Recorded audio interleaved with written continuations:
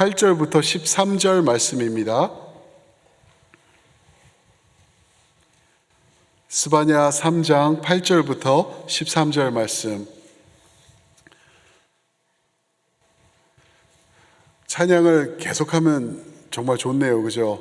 근데 말씀을 해야 되니까. 근데 찬양팀이 저한테 한 게 10분 미만 그랬거든요. 그래가지고 최대한 해보도록 하겠습니다. 우리 스바냐 3장 8절부터 13절 저와 한 절씩 교독하시겠습니다. 8절 제가 먼저 읽겠습니다. 나 여호와가 말하노라. 그러므로 내가 일어나 벌할 날까지 너희는 나를 기다리라. 내가 뜻을 정하고 나의 분노와 모든 진노를 쏟으려고 여러 나라를 소집하며 왕국들을 모으리라. 온 땅이 나의 질투의 불에 소멸되리라. 그때 내가 여러 백성의 입술을 깨끗하게 하여 그들이 다 여호와의 이름을 부르며 한 가지로 나를 섬기게 하리니, 내게 구하는 백성들 곧 내가 흩은 자의 딸이 구스 강 건너편에서부터 예물을 가지고 와서 내게 바칠지라. 그날에 내가 내게 범죄한 모든 행위로 말미암아 수치를 당하지 아니할 것은, 그때 내가 내 가운데서 교만하여 자랑하는 자들을 제거하여 내가 나의 성산에서 다시는 교만하지 않게 할 것임이라. 내가 곤고하고 가난한 백성을 내 가운데에 남겨두리니 그들이 여호와의 이름을 의탁하여 보호를 받을지라. 함께 읽습니다. 이스라엘의 남은 자는 악을 행하지 아니하며 거짓을 말하지 아니하며 입에 거짓된 혀가 없으며 먹고 누울 자라도 그들을 두렵게 할 자가 없으리라. 아멘. 오늘 말씀 예배의 회복이라는 제목을 붙여봤습니다. 예배의 회복. 이 말씀 스바냐 선지서를 보면은요, 계속되는 모든 선지서에서 반복되는 것처럼 하나님의 심판의 말씀이에요. 특별히 유다와 예루살렘, 유다 안에 있는 예루살렘, 하나님의 백성들을 향한 심판의 말씀. 그리고 3장에 가서는 외부 2장 후반부터는 외부 다른 나라들까지도 다 심판하시는 하나님의 무서운 심판이 임하는 것을 이야기를 하고 있습니다. 그러면서 이제 스바냐서가 너무나 좋은 것은 그렇게 심판으로 끝나지 않아요. 심판을 선포하고 공포하신 후에 예루살렘아, 너희가 얼마나 못됐는지, 너희가 얼마나 그릇됐는지 3장에 들어가서는 3장 초반에 그거를 얘기를 해줍니다. 그리고 8절부터 이제 9절부터 이제 마지막까지는 하나님의 아름다우신 회복을 말씀해 주십니다. 마치 이사야서 53장의 8절에 있는 말씀 같아요. 한번 들어보세요. 하나님이 말씀하시기를, 내가 넘치는 진노로 내 얼굴을 너에게서 잠시 가렸으나 영원한 자비로 너를 긍휼히 여기리라. 보셨나요? 내가 넘치는 진노로, 하나님이 진노하시면은 그거는 끝난 거거든요. 근데 넘치는 정도래요. 하나님이 사랑하시면은 그 사랑은 끝없는 사랑, 하나님이 진노하시면은 그것도 끝없는 진노인데 넘치는 진노래요. 무서운 그거죠. 내가 넘치는 진노로 내 얼굴을 내게서 잠깐 동안 가렸으나 영원한 자비로 너를 긍휼히 여긴다라고 말씀하셨습니다. 하나님이 구원하시고 회복시키시는 것을 말씀하시죠. 그러는 내용이 오늘 말씀이에요. 하나님이 회복하실 때 도대체 어떤 모습일까? 어떻게 시작될까? 하나님의 회복은 무엇일까? 어떻게 시작하시는지 오늘 말씀 보셨나요? 저는 회복의 예배, 하나님의 회복의 예배라고 이 말씀을 정의를 내리고 싶어요. 어떤 예배가 하나님의 예배인가? 하나님을 싫다고 떠났던, 우상 숭배하던, 그리고 하나님을 불신하던 자들에게 하나님께서 회복을 주시는데 예배의 회복을 주세요. 어떤 모습일까? 첫 번째, 회복의 예배입니다. 회복의 예배. 9절 말씀 한번 보세요. 9절 말씀. 그때에, 어느 때에? 회복하실 때에.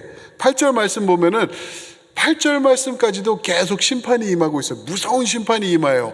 그런데 그 무서운 심판이 임하는 그때에 하나님의 회복하심이 임하실 것인데, 그때에 내가 여러 백성의 입술을 깨끗하게 하여 그들이 다 여호와의 이름을 부르며 한 가지로 나를 섬기게 하리니, 내가 여러 백성의 입술을 깨끗하게 하리라. 여러분, 무슨 말인가요? 우리 입이 더럽다는 말인가요? 그것도 돼요.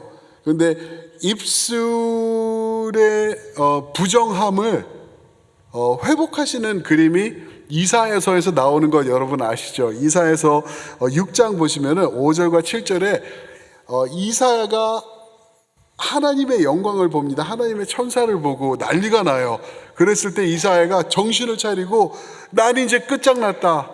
나 이제 죽었다. 하나님의 영광을 봤다. 하나님의 임재를 내가 봤으니까 나는 내 입이 부정한 사람, 나는 죽었다 하고 이제 낙심하면서 너무나 두려워합니다. 그럴 때 한 천사가 제단에서 무엇을 가지고 오죠? 무엇을요? 스테이크? 제단에서 숯을 가지고 와요. 숯을. 제단, 하나님께 올려드리는 제단에서 뜨거운 숯을 가지고 와가지고 이사야에게 와서 이사야의 입술에 댑니다. 그러면서 말하는 것이 너의 악이 제하여졌고 죄가 사하여졌다 합니다. 하나님의 제단, 불, 숯, 그게 닿았을 때 죄가 사하여진다. 어디에? 입술에. 그러니까 여기서 하시는, 우리에게 알려주는 말이 뭐냐면은, 우리의 부정함, 우리의 더러움, 우리가 어떻게 할 수 없는 이 죄됨, 이것을 하나님께서 하나님의 당신의 의지로 제하여 버리시겠다. 할렐루야. 그거를 말씀하시는 거예요. 회복을 말씀하시는 거예요. 그런 회복이 필요하시면 아멘. 저 필요해요. 제 입술이 얼마나 죄가 많고 저의 모습이 얼마나 하나님 앞에 그릇된지, 이런 모습들을 어떻게 감당할 수도 없고요. 좀 잘해보려고 그러다가 어느 날 하루아침에 어떤 일을 접하면은 와르르 다 무너버리는 그런 부족한 의, 우리 다 있잖아요. 우리 노력하는데도 안 되잖아요. 그죠? 그래서 하나님께서 직접 이것을 제거해 주시는 은혜가 필요한데, 그렇게 하시겠다는 거예요. 9절에서 우리의 입술을 깨끗게 하여서 회복해 주시겠다. 그런가, 그게 이런 예배가 될 거라는 거예요. 두 번째는 어떤 예배를 하나님께서 우리를 회복으로 불러주실 건가? 드림의 예배입니다. 드림의 예배. 드림의 예배. 예배는 헌신이 요구되시는 것 여러분 아시나요? Worship is costly. Worship is not free. 알아들으셨죠? 그죠? 하나님 예배하는 거는 expensive, costly, 절대 free가 아니에요. 하나님을 예배하는 거는 우리의 헌신과 대가가 요구가 된다. 10절 말씀 한번 보실까요? 구스강, 구스강은 저쪽 멀리 있는 지역의 땅이라고만 보시면 될 것 같아요. 구스강 건너편에서 예물을 가지고 와서 내게 바칠지라 라고 말씀하십니다. 많은 목사님들이 그런 얘기해요. 성도님들 앞에서 돈 얘기하면은 시험 든다. 맞아요. 저도 그럴 것 같아요. 돈 얘기하면은 시험 들 것 같아요. 근데 저는 돈 얘기하는 게 아니라 하나님 앞에 드리는 예물 얘기를 하고 싶어요. 돈이 아니라 예물. 그죠? 하나님이 예배 드릴 때 구스강 건너편에서부터 멀리서부터 예물을 가지고 와서 내게 바칠지라. 이게 무슨 말이냐면, 당시 예배 장소는 한 군데였거든요. 예루살렘이었어요. 성전이었어요. 거기로 와서 하나님을 예배하라 그랬거든요. 먼 땅에서부터 얼마나 힘들 거예요. 물 건너서 와가지고 예물을 가지고 와서 하나님 앞에 예배하라 라고 말하고 있는 것입니다. 다윗 왕을 볼 수가 있어요. 갑자기 생각이 났어요. 이 말씀을 준비할 때 사무엘하 24장에 보면은 24절에서 다윗 왕이 하나님께 제단을 쌓기 위해서 땅을 찾아요. 그때 막 땅이 없었을 때, 자기 지역이 없었을 때, 그때 아라우나라는 사람의 땅에 갑니다. 그래가지고 당신의 땅을 내가 사겠소. 왜요? 하나님께 제단을 쌓아서 예배하기 원하기 때문입니다. 그래요. 그러니까 왕이시여, 그럴 필요 없습니다. 그냥 가져다가 가지소서. 그 일을 하는데 쓰세요. 그럽니다. 그러니까 다윗이 뭐라 그러냐면은 대가 없는 거는 내가 원하지 않는다. 값 없이는 내 하나님 여호와께 번제를 드리지 아니하겠습니다라고 말합니다. 그러면서 은 50세겔을 주고 땅과 소를 사가지고 거기서 하나님께 제단에서 제사를 드립니다. 좋은 레슨이죠, 여러분. 우리가 하나님 예배할 때는 예물을 가지고 예배해야 될 줄 믿습니다. 아무 소리가 작아도 어쩔 수 없어요. 하나님이 원하시는 거예요. 하나님이 말씀하신 거예요. 하나님을 예배할 때 예물 가지고 예배하세요. 빈손으로 오지 마세요. 헌신이 요구되고 대가가 따르는 것이 예배입니다. 날로 드실 수 없어요. 하나님을 예배할 땐 정확히 그렇게 하셔야 돼요. 많은 분들이 이 문제 갖고 해결을 아직 못 보신 분들이 아마 이 자리에도 많이 계실 거예요. 11조를 드려야 되는데, 야, 11조 내가 10,000불 벌었는데 어떻게 1,000불을 하지? 그죠? 못해요. 솔직히 할 수 없어요. 내가 근데 20,000불 벌어봐요. 하나님이 100,000불 주시면 어떻게 10,000불을 합니까? 그 돈이면은 이렇게 나오는데, 그죠? 근데 그거를 우리가 그렇게 보는 게 아니라 하나님이 나한테 얼마나 만져주셨고 나에게 부어주신 은혜가 얼마나 많은지에다가 초점을 맞추면은 10,000불이 아니라 100,000불이야, 100,000불은 못할까요? 하나님을 보고 하나님을 의지하면서 하나님을 신뢰할 수 있는 사람들은 11조 정확히 할 줄을 우리가 확신합니다. 저는 우리 솔강도사님하고 이런 게 마음이 잘 맞아요. 그래서 솔강도사님은 우리 처음 와서부터 우리 청년들한테 그런 가르침을 했어요.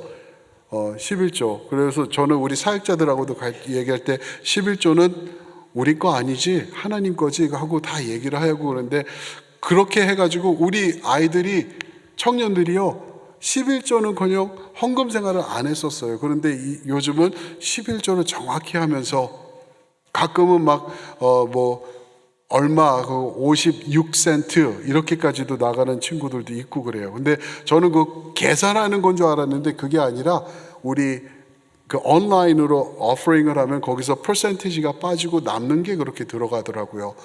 너무나 멋있어요. 청년들이 맞다, 하나님 앞에 내가 온전한 예배를 위해선 드리는 예배가 필요하다 그러고 있는 것 같아요.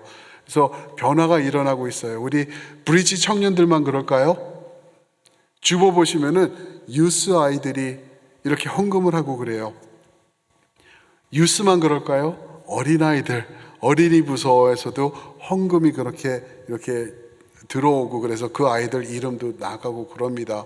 너무나 멋있는 것 같아요. 반면에 우리 직분자들 중에서 11조 안 하시는 분들 계시는 거 아시나요? 11조 안 하시는 분들 계세요.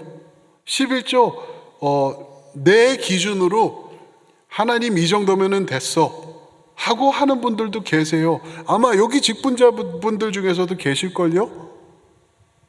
그거 하나님이 어떻게 해석하실까? 저는 걱정돼요. 어떤 직분자들은요 1불도 안 해요. 1불도. 그게 우리 교회, 첼트넘 교회도 그런 분들이 계시는 거 여러분 아시나요? 무섭죠, 그죠? 그 신앙의 바탕에는 하나님을 신뢰함이, 하나님을 의지함이 과연 존재하는 것일까? 그 예배는 온전한 예배일까? 아니면 나 중심의 나의 아쉬움을 채우기 위해서 안 채워지니까 이거 1불도 못 드리는 그러한 예배는 아닌가 생각이 됩니다. 예배가 회복될 때요, 우리 영혼이 회복될 때 드림의 예배가 될 것이라고 말씀해 주시는 것을 우리가 볼 수 있습니다. 그런가 하면 마지막으로 하나만 더 말씀드릴게요. 와, 10분 지났다. 혼났다. 세 번째는 첫 번째가 회복의 예배, 드림의 예배, 두 번째가, 세 번째는 연결되는 예배입니다. 연결되는 예배 또는 지속되는 예배. 우리가 착각하는 예배 중에 하나가 뭐냐면은, 예배는 1시간 15분 주일날 드리고 돌아서면 되는 것. 그래서 생수 예배도 안 나오시는 분들이 나오시는 분들보다 더 많지 않나요? 그렇죠? 그 주일날 한번 드리면 하나님이 나한테 충분히 해피해 주시고, 내가 1불, 5불, 10불, 20불 드렸으니까 그거로 퉁치실 거야. 아마 그런 말은 안 하지만, 그런 표현도 안 하시지만 그런 생각이 내면에 있지 않을까. 예배는 주일날 1시간 드리는 것이 예배가 아니라 나의 삶 속으로 흘러 들어가서 연결되는 것이 예배인 줄 믿습니다. 오늘 말씀 12절 보시면 이렇게 말씀하시죠. 내가 곤고하고 가난한 백성을 내 가운데 남겨두리니 그들이 여호와의 이름을 의탁하여 보호를 받을지라. 무슨 말이죠? 하나님이 곤고하고 가난한 어려운 백성들을 너희 가운데 남겨둘 것이다. 그리고 그들이 여호와의 이름을 의탁하여 보호를 받을지라. 누구에게서부터? 너희에게서부터, 우리에게서부터.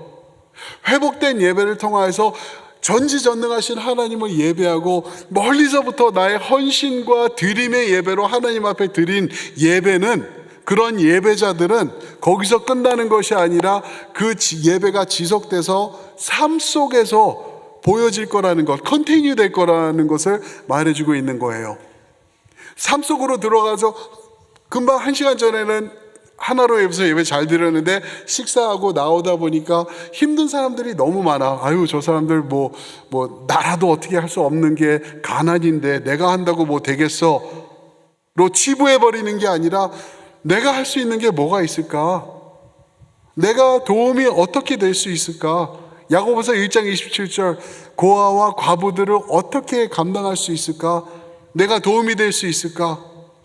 지난주 말씀 2장 14절부터 19절 말씀 보니까, 행함이 없는 믿음은 죽은 믿음이라는데, 덜덜 떨기만 하는 믿음은 귀신의 믿음이라는데, 내가 할 수 있는 거는 뭐가 없을까? 나의 예배가 어떻게 지속될 수 있을까? 고민하면서 거기다 맞추면서 나가는 것, 하나님이 기뻐 받으시는 생명의 예배가 되는 줄 믿습니다. 여러분, 예배는요, 우리가 지금은 우리 주 예수 그리스도 축도 받고 나가면 땡 끝이 아니라 우리 삶 속에서 월요일부터 토요일까지 지속되는 것이 예배인 줄 믿습니다. 그래서 그런 예배를 주님께서 회복하자라고 말씀하십니다. 심판 이제 끝났어. 하나님의 의지로 나의 예배자들을 세울 거야. 어떻게? 회복시킬 거야. 그들의 모든 추한 입술의 죄악을 내가 없애줄 거야. 그리고 그들이 나에게 헌신하며 대가를 치르며 예배하는 것을 내가 만들어 갈 거야. 하나님이 말씀하시고요. 그리고 그 예배는 주일날 끝나는 게 아니라 삶 속으로 지속되는 예배가 될 거야 라고 말씀하십니다. 사랑하는 성도 여러분, 제가 오늘 좀 시게 말씀드렸죠. 그죠? 조금 시게 말씀드린 것도 있어요. 그렇지만 김성수 목사가 하는 얘기 아니잖아요. 제가 만들어낸 거 아니잖아요. 하나님 말씀에 있는 거라고 한다면은 우리가 지켜야 될 줄 믿습니다. 그리고 고민해야 되고, 이것 때문에 어려워하시는 여러분들 모두가 되시길 주님의 이름으로 축복합니다. 아멘. 우리 한번 마지막 찬양이니까요, 이 찬양 한번 그 자리에서 다 일어나셔서 한번 찬양하시면 어떨까요? 우리 옆에 분들을 향해서 한번 우리 찬양팀 준비하는 동안 우리 예배를 회복합시다. 하나님의 온전한 예배를 회복합시다. 한번 말씀해 주세요.